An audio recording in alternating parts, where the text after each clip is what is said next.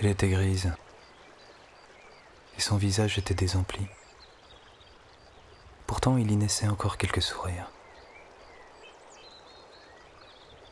Je revois le visage de ma grand-mère avant sa mort. Je lui ai demandé s'il avait peur. Elle a juste posé sa main sur mon front, puis a conduit lentement ma tête jusqu'à sa poitrine. Bientôt la fermette serait vide, me suis-je dit.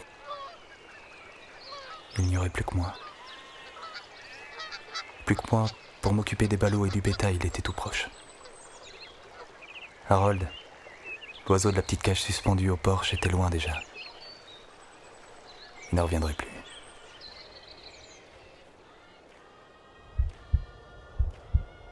Je pouvais entendre battre le cœur de ma grand-mère 3 fois moins vite que le mien. Ça me faisait peur de toucher à la mort qu'elle avait ainsi en elle. Mais je savais qu'elle était immortelle. Toute chose est immortelle. Elle me l'avait dit. Nous nous reverrons un jour, disait-elle.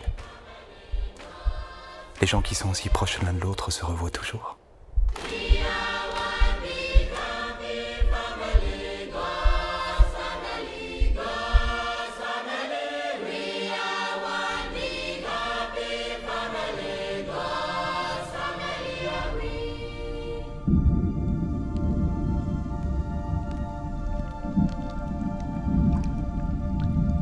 Je me demande ce que je ressentirai quand je mourrai. Ce que je ressentirai en sachant que les minutes suivantes seront les dernières.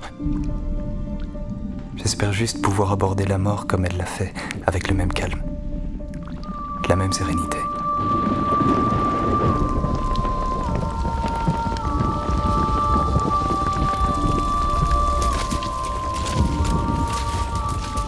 Je ne suis que l'une des parties infimes de cette goutte sur ma main, dans cet amalgame de haine, de rancœur, de souffrance.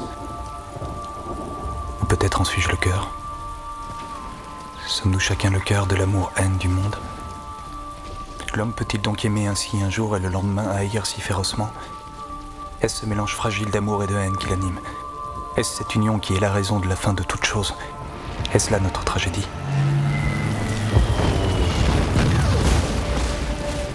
Merde! Je meurs vraiment! Nom de Dieu! Je meurs vraiment! Est-ce là la raison des cris de 33-56, recroquevillé sur lui-même, la tête enchevêtrée dans les jambes?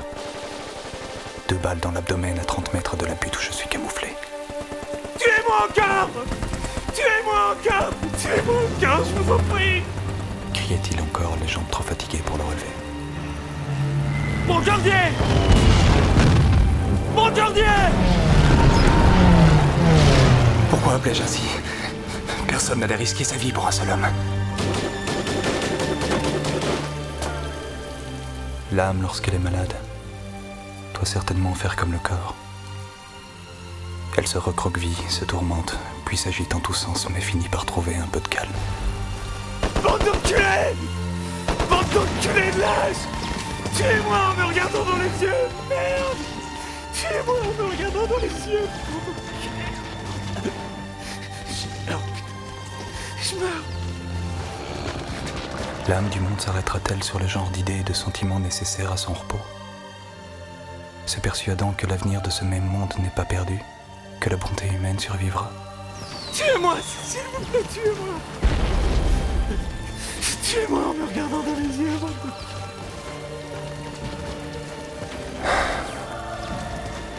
Le sort de cette guerre ne dépendait pas de moi.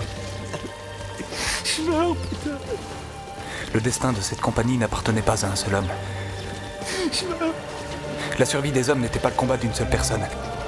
Mais la vie de 33-56 pouvait être sauvée.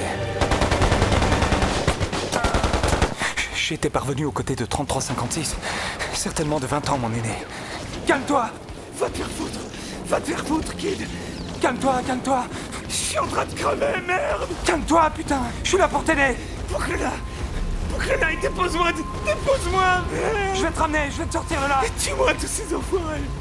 Tue tous ces enfoirés! Je suis pas fou et je vais claquer! Alors que dans cette vallée, cette guerre semblait revivre. 33-56, dont je ne connais même pas le prénom, se crispe et se décrispe au rythme éreintant de la douleur.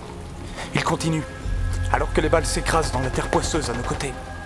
Je sais que j'ai claqué! Dépose-moi, kid! La haine, somme toute, est aussi vulnérable que les autres sentiments. Je te laisserai pas mourir! Parce que je refuse de perdre une vie pouvant encore être sauvée! Ses yeux semblaient me supplier de le laisser derrière moi. Mais je ne pouvais m'empêcher d'essayer de le sauver. Monte sur mon dos! Monte sur mon dos! Monte sur mon dos, bordel de merde! J'aurai pas ta mort sur la conscience, même si je dois en mourir dans cette putain de guerre! La douleur de 3356 se propageait jusque dans mon propre corps. Je continuais à le tirer de toutes mes forces, alors qu'il me suppliait de le laisser mourir.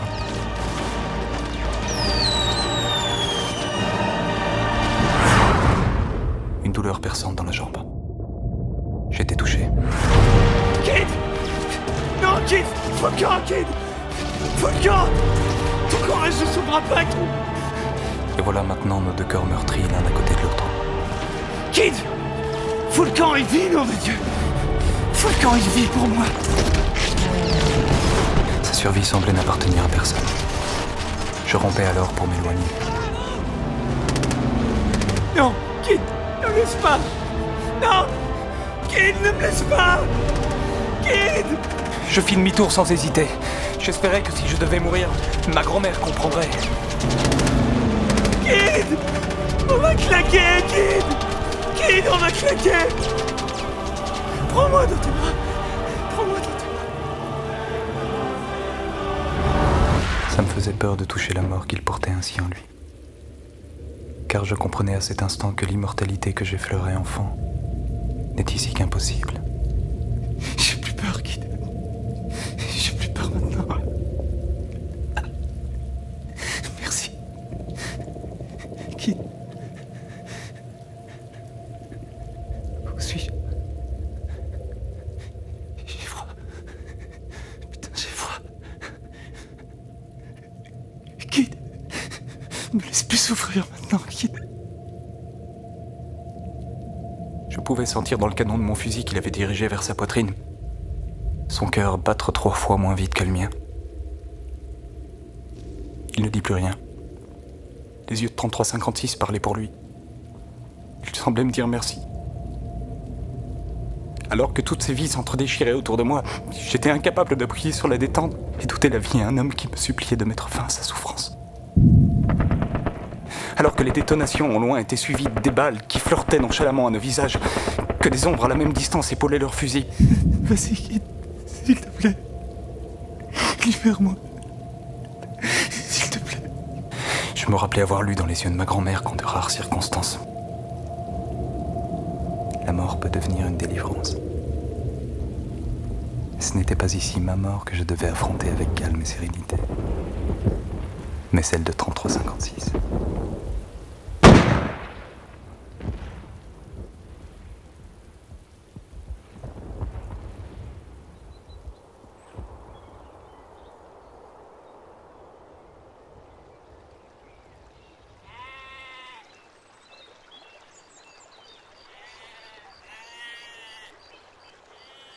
L'odeur des champs est restée la même.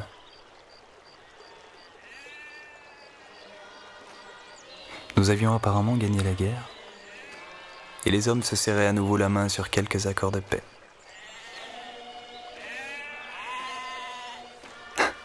La cage d'Harold suspendue au porche est toujours vide. Ma grand-mère n'a jamais su que c'est moi qui l'avais libérée. À quoi bon avoir des ailes si c'est pour rester enfermé ?